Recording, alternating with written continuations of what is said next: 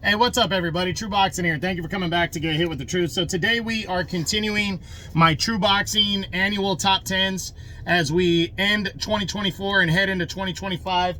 This video is going to be on my number 3 super featherweight in the world right now, the now former WBC champion Robson Conceicao.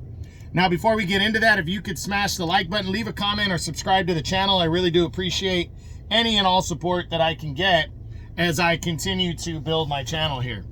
So Conceicao entered the year on a high. He was coming off of maybe his second best performance, or you can argue his best performance, as he had challenged Emmanuel Navarrete for the WBO title in November of 23. And outside of a couple knockdowns, one questionable, he fought to a draw with Navarrete, but outlanded him and seemingly outboxed him, outworked him. But those 2 knockdowns were costly. They called it a draw. But he would enter this year really motivated to get a fight, a big fight, and fight, for a world title again. So he would return in, let me see here, in April and take on a guy named Jose Ortiz and would score a 7th round TKO win.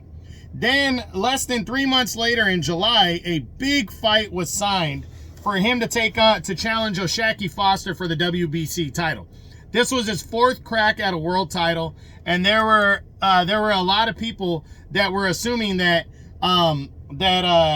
Foster was going to be, or that Conceicao could win this fight, and if he didn't, it was going to be a very good action-packed battle. But we were wrong, because O'Shaquie Foster decided to play defense and counterpunch and was only throwing 1 or 2 punches at a time, and Conceicao was missing by wide margins, but Foster wasn't really throwing a ton back in return. So after 12, most people, myself included, thought O'Shaquie Foster would get an ugly decision win to retain the belt, and a deserving one, but it went to the scorecards, and the fight was scored a split decision victory for O'Shaquie Foster, as he would win a controversial decision and become the new WBC world champion for Conceicao, I'm sorry. But the WBC wasn't going to have this. They ordered a mandatory rematch, and less than 4 months later in November, they would face off again in a rematch. And what we thought we were going to see the first time, we saw in the second fight. Foster and Conceicao went at it, a very good, tough battle. They were exchanging, very good battle, close. It went to the scorecards, and this time Foster rightfully got a split decision victory to become the WBC champion again. So, for Conceicao, he ends the year on a loss, but a close loss. And he's still, at 36 years old, he's still a serious player in this division. He only drops 1 spot from number 2 last year because of the loss, the narrow loss to Foster. And you can say that he lost both fights to Foster. But the fact that he went in there in that second fight and fought better and made it a closer fight, to me, speaks to how good Conceicao still is, even at 36 years old. And remember, he doesn't have a ton of burn as a professional. He's 19-3-1 with 9 knockouts. So that's only 23 fights right there as a professional. So he's 36, but he's kind of a younger 36. And he's been in there with some good guys. So I really hope heading into this year, do I think he's going to get a title shot? I would say not likely, because his highest rated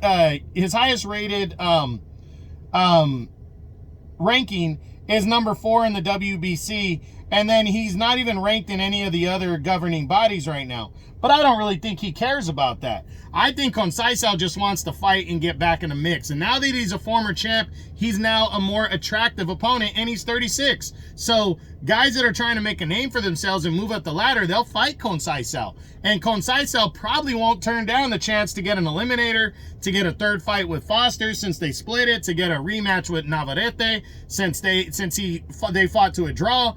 I mean, I would love to see him fight Oscar Valdez again. The point is Conceicao, as long as he returns, I think he's going to be good to go and ready to fight whoever. So it wasn't the year that he wanted, but I think Conceicao is definitely still a serious player at 130, and I'm looking forward to seeing how he responds in this division. Or does he even stay here? Does he decide to go to 135?